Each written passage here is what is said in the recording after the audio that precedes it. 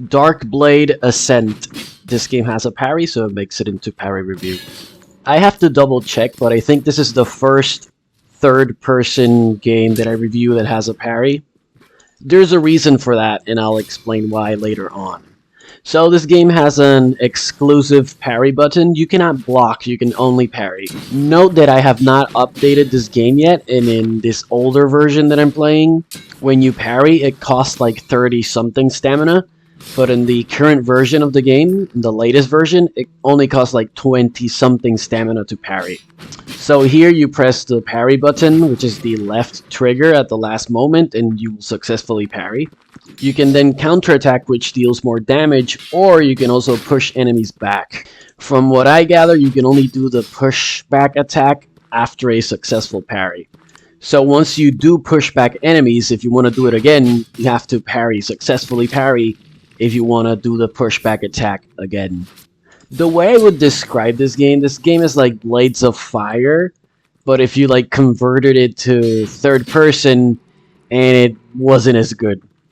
I will, however, say that I did enjoy this game. Like, this game is fun and it is good, and I'm gonna keep playing it a little bit more, but I think this game has given me all it's gonna give me, and I've only made it to the second level.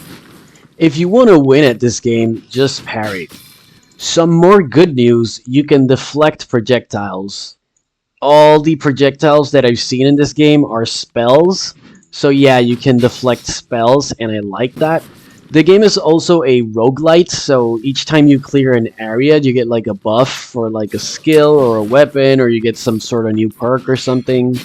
Overall, though, I'm finding the game easy, and that's not a bad thing. The bad thing is that I'm kind of already a little bit bored.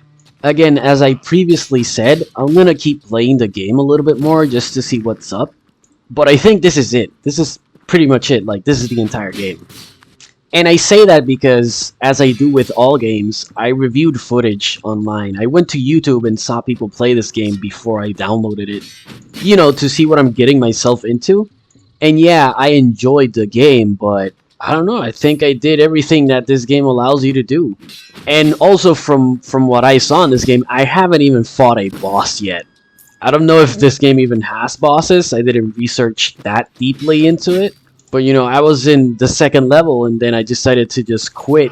Not because I wanted to quit, but because I had so much footage already for this game that I was like, okay, I think I can just stop playing and make the video already.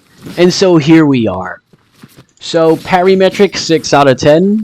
Fun and enjoyment scale, 6 out of 10. I think I'll say 6.5 because I'm feeling generous, so 6.5 out of 10 on the fun and enjoyment scale.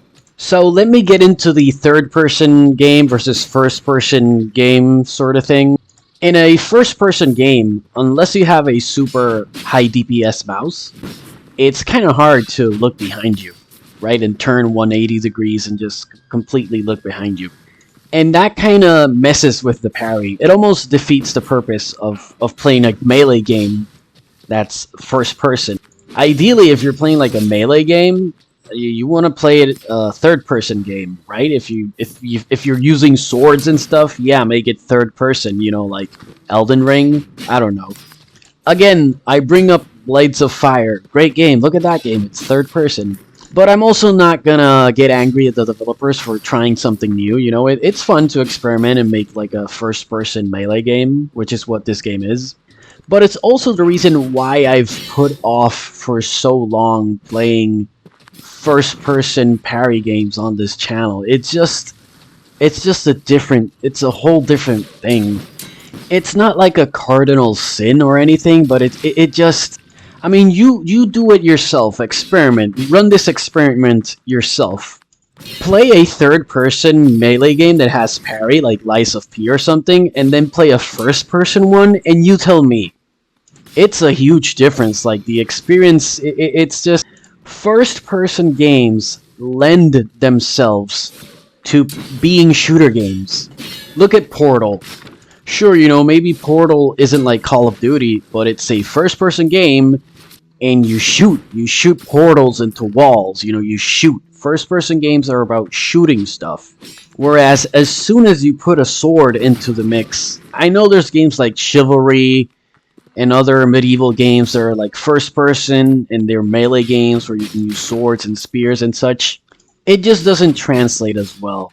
Again, people should experiment. I'm not saying it should never be done. It's just, I don't know, it's just different in a way that can go wrong sometimes. This game does it well enough though that I cannot be angry at it. Like, this is a good game overall.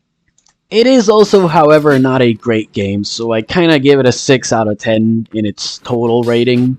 But whatever, I feel like I've conveyed my message well enough, so thanks for watching, take care, and enjoy.